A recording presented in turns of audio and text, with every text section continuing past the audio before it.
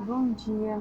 Hoje eu queria conversar com vocês um pouquinho, sobre a compreensão do outro, Quanto que isso nos afeta, E o quanto que a gente pode melhorar com uma simples reflexão. Às vezes, o outro tem um comportamento, que a gente fica, meu Deus do céu, por que que fulano se comportou assim, Ou fulano só quis me ferir, ou meu Deus, por que que isso aconteceu assim? É tão óbvio que deveria ser de outro jeito, por que que fulano não fez daquele jeito, Mas uma coisa muito interessante, que nos ajuda muito a lidar com isso, é quando a gente pensa que esse outro, ele tem outra história, Ele tem outra formação e a gente procurar entender, os motivos pelo qual aquela pessoa agiu assim. Nos tirando do papel de vítimas, ou seja, nunca pensando que aquela pessoa fez aquilo para nos ferir, Por mais que às vezes aconteça, quando uma pessoa busca ferir a outra, o problema é muito mais dela do que da outra, Do que de quem é ferido. Então, assim, não vale a pena se ferir, mesmo quando a pessoa tem a intenção de nos ferir, porque muitas vezes ela não está bem com ela e ela acaba fazendo isso, Todos nós somos humanos, temos os nossos dias ruins. Mas em relação a algumas atitudes, por exemplo, eu recebo muita demanda clínica falando, por que que a fulana agiu assim? Era tão óbvio que isso não se faz, Vamos supor, fulana fez café, com açúcar, sendo que as pessoas aqui de casa não tomam café com açúcar, elas tomam café sem açúcar. E aí, muitas vezes a gente tende a julgar, A falar, nossa, ela não se importa com os outros, ou nossa, que falta de senso, ou nossa, quanto egoísmo. Mas, na verdade, quem falou pra fulana que as pessoas não tomam café com açúcar? Às vezes, na casa da fulana, todo mundo toma café com açúcar, E ela aprendeu desde pequena que o café se faz com açúcar.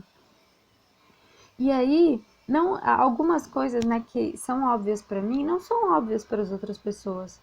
E por que disso? Porque cada um cresceu num ambiente diferente. Cada um aprendeu como óbvio coisas diferentes. Vamos supor que os pais da fulana davam muito mais importância para como limpar a casa do que para como fazer um café. Ou talvez a fulana, ela foi filha única, ela nunca teve aquele senso de coletividade, de perguntar para o outro o que o outro quer. Porque ela, ela só se preocupava em fazer aquilo para ela mesma. Os pais cuidavam de si, ela cuidava de si, então ela não precisava, pensar, refletir no porquê que o outro tinha suas necessidades. Isso é interessante porque, assim, além da gente compreender que aquilo que os outros fazem não é exatamente contra a gente, nos ajuda muito a conversar com o outro, Por exemplo, quando a fulana faz esse café com açúcar e eu fico indignada, fico brava, Às vezes tomo para não afrontar, mas fico brava com fulana, não convido mais fulano para minha casa, concordo com isso que ela não vai entender? Concordo comigo que ela não vai entender? Agora, se eu consigo conversar com ela, falar, olha, aqui a gente toma sem açúcar, eu entendo que você não sabia, Mas eu tô te falando porque assim, eu não sei, Às vezes na sua casa todo mundo faz com açúcar. E isso vai deixando tipo uma comunicação mais aberta, tanto para você falar como você gosta, quanto para fulana, do caso, explicar, a situação, falar, nossa, é mesmo, eu não pensei nisso, me desculpa, ou realmente na minha casa só faz assim. Nunca fui na casa dos meus parentes nenhum que tomava sem açúcar, então me desculpe. E aí a comunicação flui melhor, A gente fica sem rancor.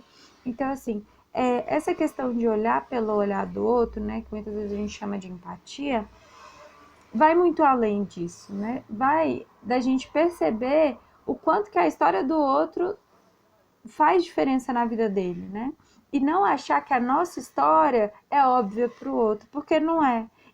Porque a história do outro não é óbvia pra gente. Então, assim, essa comunicação clara, Essa busca pela compreensão do que está acontecendo, Por que você fez com açúcar e tal? Na sua casa faz assim? Ou você aprendeu que café faz assim? É porque aqui a gente toma sem.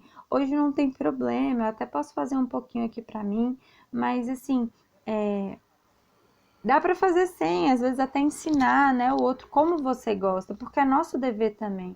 Não é dever do outro nos agradar, é nosso dever ensinar o outro Por exemplo, como conviver tranquilo com a gente, porque a gente que sabe da gente, o outro não sabe da gente, ele não tem obrigação de saber.